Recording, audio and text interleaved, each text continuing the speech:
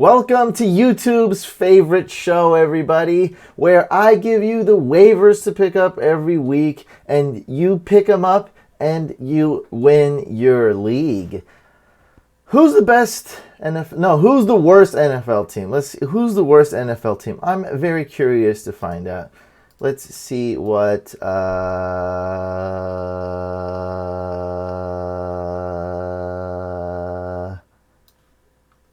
no, let's see what Elliot thinks. Okay, scroll down. Elliot thinks the Colts are the worst team. I think they have the worst defense. I think the Bills are the worst team. The Bills, Browns. Wow, not feeling the Hard Knocks hype. You're whack for that. Hard Knocks hype is real. Okay, Buccaneers. They're a very disappointing organization. The Dolphins, number 23, because they have Ryan Tannehill. This list sucks. What's going on, fantasy football fans? I'm your host, Hussein the Brain, and you're watching The Couch. These are my Week 1 waiver wire pickups for fantasy football 2018. This video is sponsored by Pro Football Focus. They watch every play of every player. Their grades are awesome. I personally love the wide receiver cornerback matchup chart. I love looking at their weekly matchups. And now they have PFF Fantasy, which is a trustworthy source. I would not promote these guys if I didn't trust them, if they weren't so well respected. Make sure to get PFF Edge today. Get full access for PFF's player projections, fantasy draft resources, matchup charts, and of course, their award-winning fantasy content. Use promo code MVP20 to save 20% on your subscription. And if you're into high stakes and NFL lines like I am, you can also get PFF Elite. That's what I got. So make sure you guys sign up at profootballfocus.com and use promo code MVP20 to save 20%. Join PFF Fantasy today and prepare to win. Also, guys, it'll really help support this channel. Thank you so much. As many of you are probably aware, Carson Wentz is not playing week 1. We don't know when he'll be back. I'd guess week 2, week 3, week 4. He's looked good in practice, but still not cleared for physical contact. So I don't know what's going on, but a lot of people drafted Carson Wentz. I had him as a tier 1 quarterback. I love that Eagles team. They haven't scored any points in the preseason, which is a little bit worrisome, but we can't put too much weight, if any at all. We have to put very little weight in the preseason. Anyway, here are my top 5 quarterbacks to pick up. Tyrod Taylor, one of the most undervalued quarterbacks because they drafted Baker Mayfield, and that's understandable. You don't want a quarterback that's going to get benched or not going to be the starter come week 6 or something, but I'm not too worried about that because let's say Baker Mayfield starts week 6. All you do is drop Tyrod and pick up another quarterback, maybe even Baker Mayfield. Now, I don't have Tyrod on any of my teams, but if you're in a deep league, if you're in a dual quarterback league, Tyrod Taylor is a very good QB2. I think he'll have a pretty good week 1 facing a very bad Steelers defense. That Steelers defense just hasn't been the same ever since Shazier got injured. Tyrod Taylor, very underrated. Moving along, Mitchell Trubisky. This is probably the Browns and the Bears are probably the most 2 improved teams. And now that Marlon Mack got signed to the Bears are the most improved team from last year. Just try to name one Bears wide receiver last year. See what I'm saying? That actually played. It's very tough. Okay, maybe you name one. Try to name 2, okay? Jeez, it's pretty tough. So they have a ton of weapons. They got Gabriel. They got the rookie Anthony Miller. They got a Burden, just the list goes on and on and on. So many improvements. Mitchell Trubisky has the potential to be a top 12 quarterback. It's unlikely just because there's so many good not because Mitchell Trubisky is going to suck or anything, just because there's so many good quarterbacks this year. But Mitchell Trubisky going against the Packers, a little bit of an underestimated high-scoring game. Could be a little bit of a shootout. We'll see. This is going to be a very fun game to watch, by the way. Do they play? I think they play Sunday night or something like that. It's going to be, I'm really interested to watch this game. Rodgers back. Mitchell Trubisky's finally going to be throwing the football, not like last year. Then we have Andy Dalton, a pretty disappointing guy, but the Bengals have some upside, and they're playing against the Colts, probably the worst defense in the league. Mixon, stardom. AJ Green, stardom. Eifert, probably stardom. John Ross, maybe stardom if you're in a deep league. Should be a good game for Bengals players. That's a good week 1 matchup for the Bengals. Number 4, Dak Prescott. I don't like Dak Prescott. I don't like how he throws the ball. He doesn't have many weapons. But if you're in a league that's, let's say, 4 points per passing touchdown, which most leagues are, man, these rushing stats that Dak Prescott gets, he'll get you 6 rushing touchdowns, 5 rushing touchdowns this year at least, probably more. He's well worth a roster spot. He's a QB2. So, I mean, just for the rushing stats alone, he's worth mentioning. Not a guy I have on too many of my teams. And, of course, Carson Wentz is back up. Nick Foles, Super Bowl MVP. Not looking too good. Week 1 with Alshon Jeffrey out. Team's a little bit banged up, but don't put too much weight into preseason, guys. The Eagles should still be a good team. They have probably the best defensive line and probably the best offensive line in the league. Running backs. So James Conner, not necessarily the best running back, but right now it's definitely the hottest RB to pick up. Like, hands down, James Conner is a must-add. When I checked yesterday, I think he was about owned in 25% of leagues. That's not enough. Like, he should be owned in just about every single league. Maybe if you're in a 6-team league with children, or 8-team league with toddlers. Other than that, James Conner must add every league. Number 2, Aaron Jones. I actually didn't really like Aaron Jones, but everyone's telling me like he's been looking good. People that seen the Packers practice, I'm looking at film. He has more burst than the other guys. Ty Montgomery is not really going to be a workhorse running back this year. That's not going to happen. So Aaron Jones, I'd say, has a very, very good chance. Well over 50% chance. I'd say about over 70% chance to be the starting running back on the Packers. And if this is the guy who's going to get 17 plus touches a game for that Packers offense, Packers going to score a lot of touchdowns, then I want that guy on my team. He's suspended for 2 games, but he's only owned in half of leagues. And just for that upside alone, and that's pretty good actually. Now that I'm thinking about it, 70% chance he'll be the starter for the Packers. The best offense in the league, or one of the best offenses in the league with Aaron Rodgers at the helm. You have to add this guy. He's a great stash. And just think about this, like Ty Montgomery or any other running back gets hurt on the Packers. Wow, Aaron Jones is going to be a hot add. Could even be RB1 if that were to happen. And then number 3, we have Alfred Morris, and number 4, Matt Breida. Sort of a tie here. I like Alfred Morris more. And in non-PPR leagues, definitely Alfred Morris is the guy to add. Of course, Breida is probably going to start. I have no clue what's going on here. I just have to say Breida has been on the team longer. He's better at catching the ball. Alfred Morris doesn't really catch the ball, but I do like Alfred Morris more. That's why I ranked him number 3. And then we have Jordan Wilkins. This is a guy I don't really like that much. He's not great at anything. He's okay at everything. He can catch the ball a little bit. He can run there, run here. He's okay.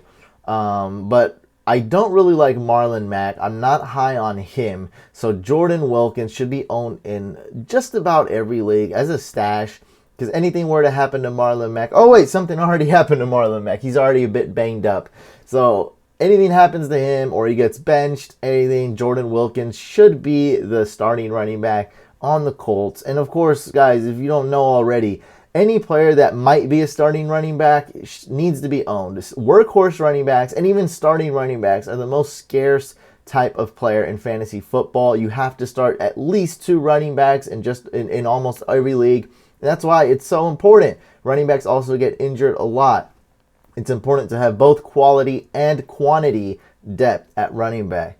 Number 6, John Kelly. This guy is so under-owned, so undervalued, so underappreciated in fantasy. It's not even cool. If you own Todd Gurley and it's not an 8-team league, like if you're in a 12-team league or deeper and you own Todd Gurley, this guy's a must handcuff. There's no doubt about it. I just don't really care about having an RB5 that won't do anything for you. I just don't care. Like I don't like Nick Chubb is a guy I like. Like, he's a good stash. I'd rather probably own John Kelly if I was a Todd Gurley fan, because look, if Todd Gurley gets injured and you own him, that means you drafted him top 3, right?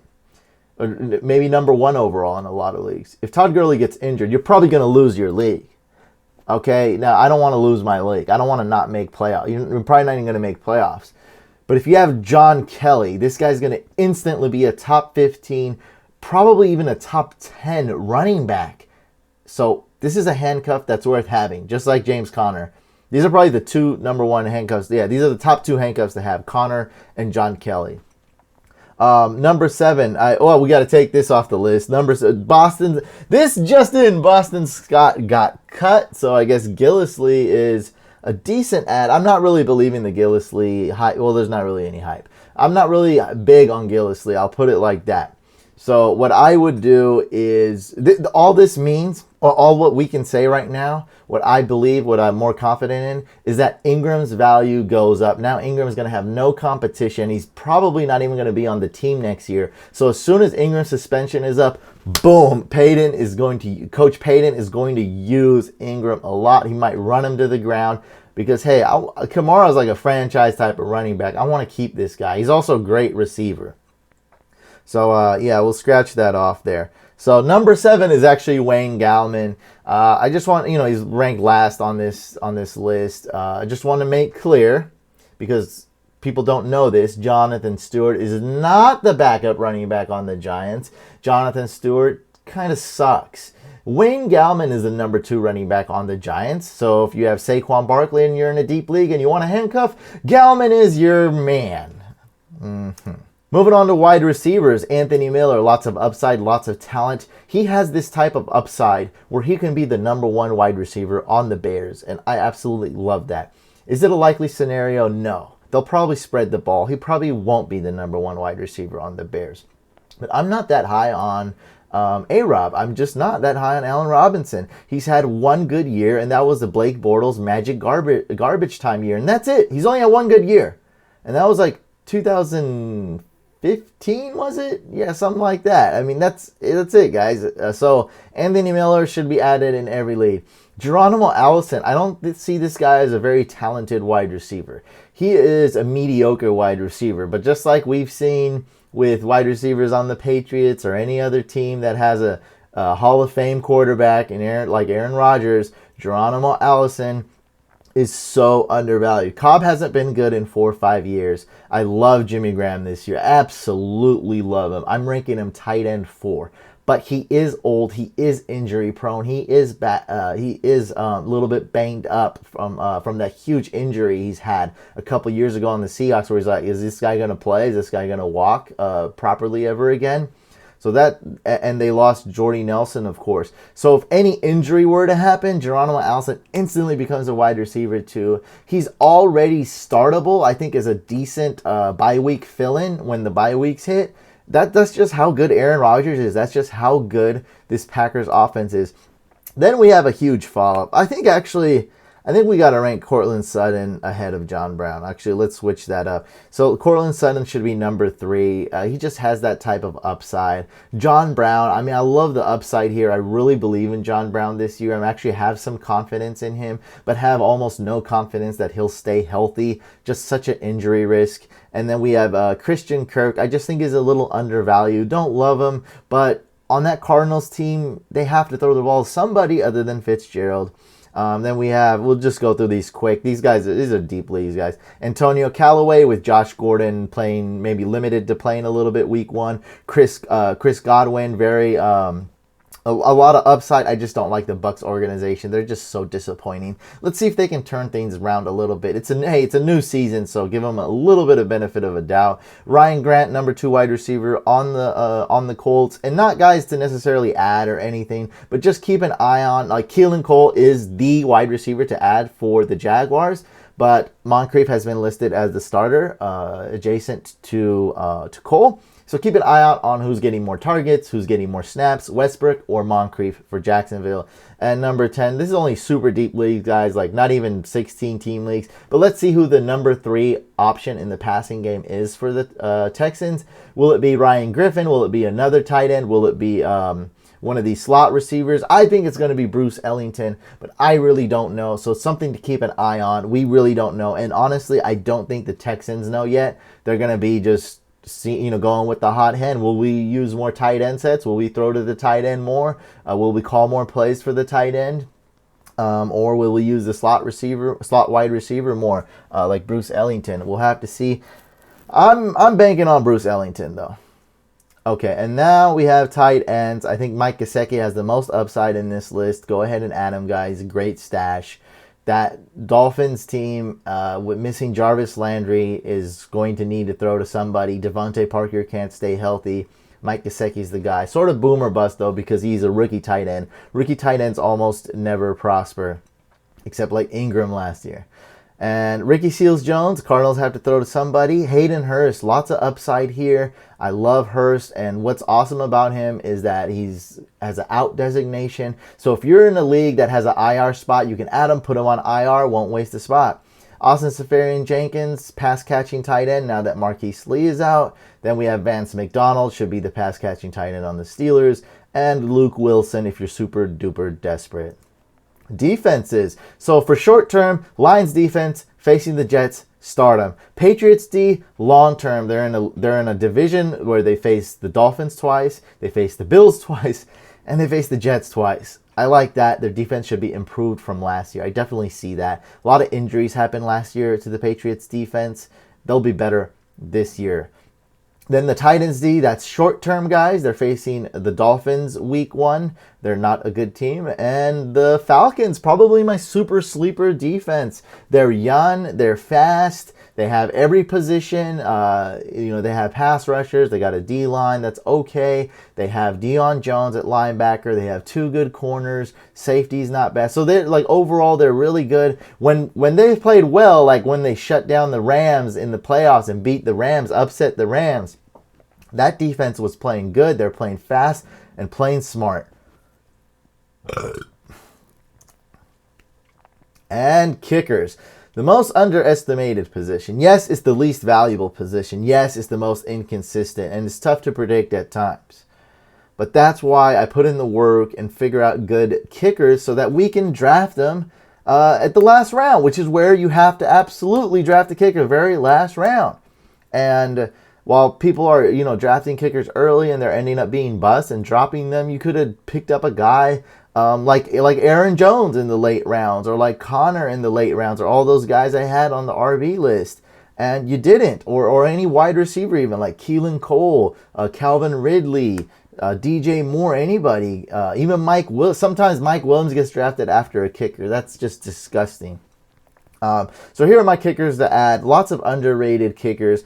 I think Harrison Butker is a good kicker. I don't have him in my top 10 though. I think Gano is way overrated. These guys are owned in about half of leagues. So I like these guys better. I like Daniel Carlson, the Vikings kicker. He's just an absolute stud. They traded up to get this guy in round 5. He has the power, he has the accuracy, and the Vikings team is very good. They'll settle for field goals as long as Kirk Cousins doesn't throw a lot of picks. They're going to be kicking a lot of field goals, even a lot of extra points. Absolutely love Daniel Carlson. I have him as a top 10 kicker. Josh Lambo.